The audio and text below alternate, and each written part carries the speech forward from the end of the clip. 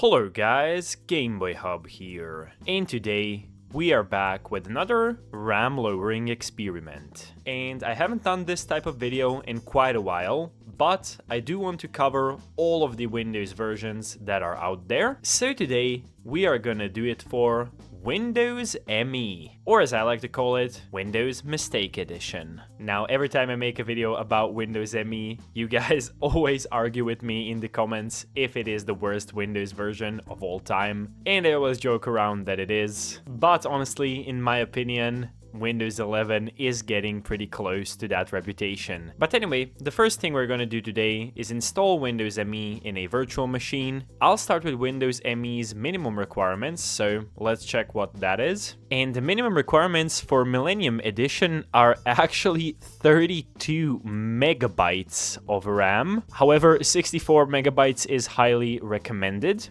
I thought this would be a bit higher. I thought it would at least be 128 megabytes, but it's actually 32 megabytes. Also, I always test a light version of the OS in these videos. For example, Windows 7 Lite I tested, and there actually isn't a light version of Windows ME, which in my opinion just shows how many people like this software.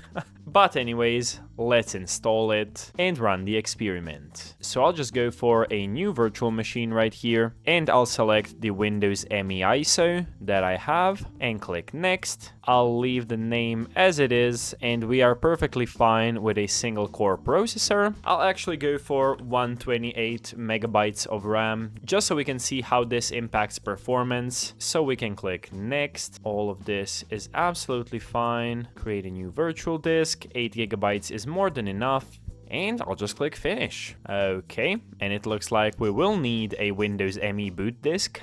Some of these CDs do have the built-in boot menu, but it looks like this one doesn't. So let's just power off the machine, and we'll need to put the boot disk in our floppy drive if we even have one. We don't. So let's add a floppy drive right here, and we'll go for use floppy image file, browse, and we can select the Windows ME boot disk and click open. And the Windows ME boot disk is actually the best boot disk in my opinion, and I do use it for installing Windows 95 and 98 because it can actually do that. And it's the best one just because you can just boot directly into whatever is in the drive. As you can see right here, it'll just ask you if you want to boot from CD-ROM. You select it and click enter. And we'll click start Windows setup from CD-ROM. And now it should get us into the setup process. Windows setup files are not found. Maybe we need to switch to the D drive or something. That is really interesting. I'm not sure why it is giving us issues. Oh god. Yeah, it's really showing that I'm a bit dumb here. I just added a floppy drive to my Windows XP machine.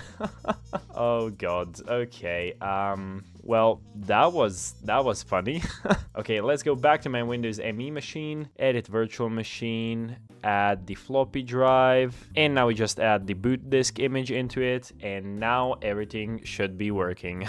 Sorry about that, guys. So let's go from CD-ROM and start setup from CD-ROM, and there we go. We are in the Windows ME setup. So now I'll just speed everything up a little bit and let you enjoy the Windows ME setup time lapse, and I'll be back when it's installed.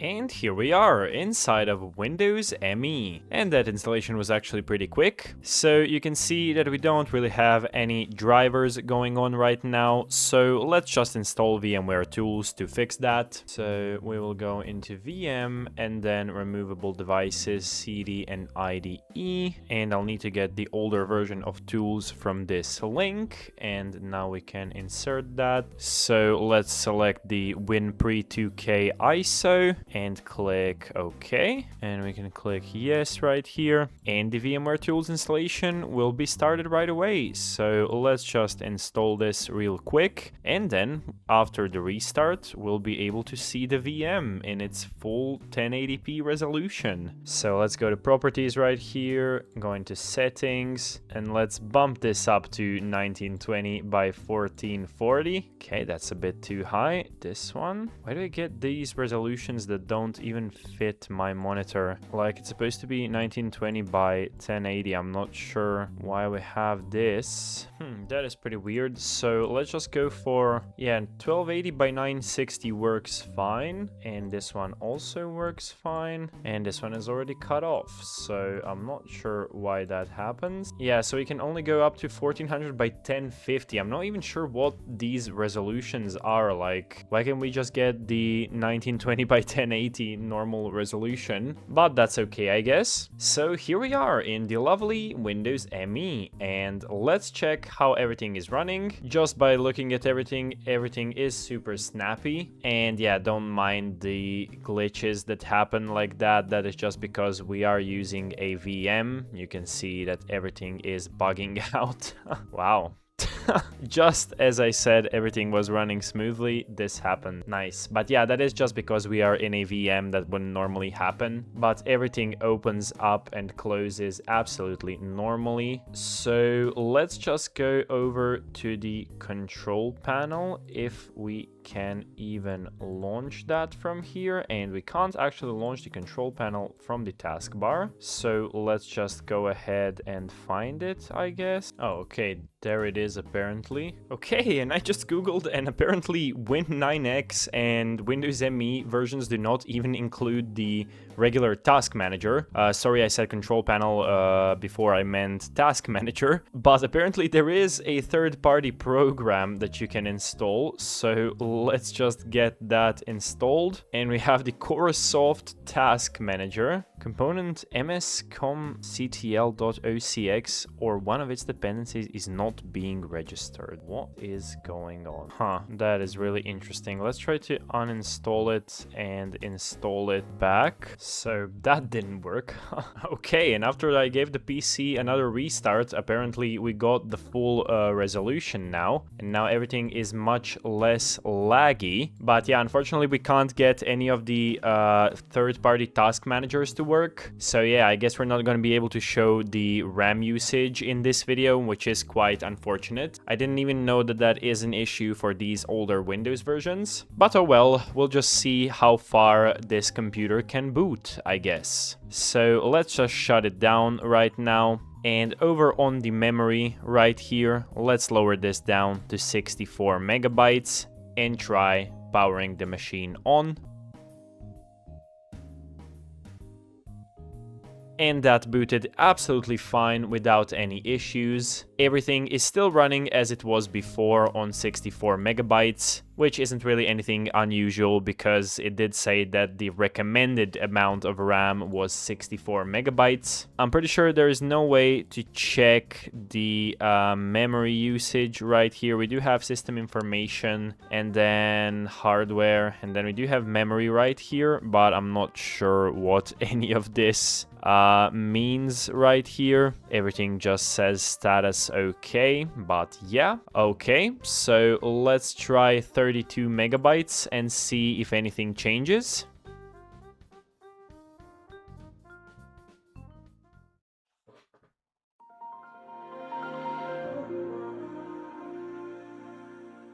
And the computer booted absolutely fine with 32 megs of RAM. Everything is still running absolutely fine and you can open whatever you want.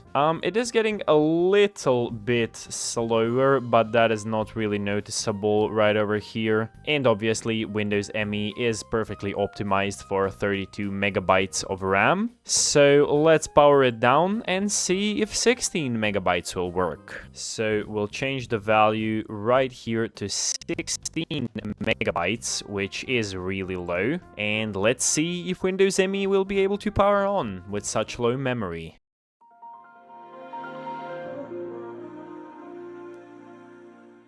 and it looks like it will, and it powered on in pretty much the same speed as it did before. So this is half the minimum requirements, and you can see that it can start getting choppy, but as I said, that might be because of the virtual machine. Everything is running pretty much as intended. So let's see if anything has changed in the hardware resources right here. Is anything not okay on this page maybe? Nope, everything is still okay. And yeah, everything is still running as intended. So I think we should try 8 megabytes now. I'm not sure if Windows ME will actually be capable of booting on 8 megs of RAM, but it is definitely worth a try, and I'm pretty sure if it does boot with 8 megs, that would be our new record for this series, which is to be expected because this is an older version of Windows. So let's go for 8 megabytes and see if Windows ME can boot with a single digit number of megabytes of RAM. We do get the boot screen. Oh my god. We are actually on Windows ME with 8 megabytes of RAM, and wow, it is getting noticeably slower in opening and loading all of these windows, but it did actually boot with 8 megs of RAM. Wow, I really didn't expect that. Let's see if anything has changed in system information, and wow, that is really taking a while to open. I'm not even sure if this shows anything useful, but I'll just open it every time because, I don't know, I'm interested to see if something changes. So we have total physical memory here, which is 7.40 megabytes, and available physical memory, which is 0 kilobytes. But we do have 2 gigabytes of virtual memory and some page file space. So this is probably what's saving our software right now. So let's see if anything has changed under memory right here. No? Everything is still okay. Wow, that is really interesting. Yeah, but I didn't even see that we can see the available physical memory right here, so I completely missed that. But yeah, before it definitely wasn't 0.00. So let's go to 4 megabytes, I guess, to see if it will boot. I really don't think it will, but it is definitely worth a try. 4 megabytes of RAM. Wouldn't that be impressive? Let's see what happens. Boot from hard disk, and yeah, we just get into the boot loop, and if we try safe mode, we just reboot. So yeah, 4 megabytes is definitely not possible in any way, which is to be expected. So the last thing we can try is 6 megabytes, because that is larger than 4, but smaller than 8. Oh, so it only goes up in 4 megabyte instances, so we can't even try less than 8 megabytes. So Windows ME pretty much booted on the lowest amount of RAM that you can possibly set in VMware, which is definitely really cool. But yeah, thank you guys so much for watching this video. This one was a little shorter since we don't have 2 versions. As I said, Windows ME Lite does not really exist. Let me know in the comments if you are impressed with the results and which Windows version you want to see on this series next. Also, check out the playlist for this series right now in the iCard. Check out my Twitter and Instagram, and I will see you guys in the next video.